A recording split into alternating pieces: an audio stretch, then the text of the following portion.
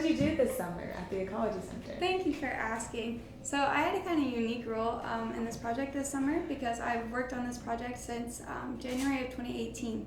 So I'm very familiar with the archives now and with the people, the wonderful people here at the Ecology Center, but I took on a new role of kind of being more of a supervisor, if you will, which actually ended up being very interesting because it tested me and it challenged me in new ways. So it fit very well into my post-grad life because when you graduate, you're left with this question of like, okay, I have this history degree and I know how important I think history is, but how am I going to use this in the real world, or how am I going to market this in the future?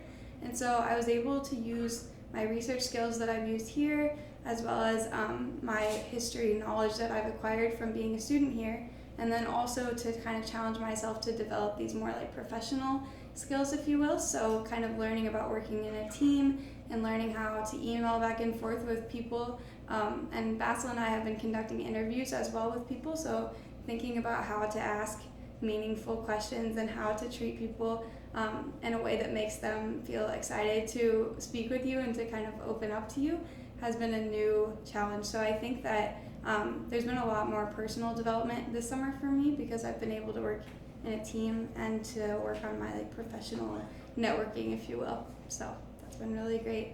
But I think this whole time working with the Ecology Center has been inspiring because I just didn't realize that organizations like the Ecology Center even existed. Like, it's almost like an ideal workplace and an ideal group of people that just makes you kind of dream more and like hope for more in the places that you work in the future. So I think that when I was looking for jobs throughout this year, I kept thinking back to just how respectful the people here are and how thoughtful they are and intentional they are about the work that they do and the way that they treat other people within their organization.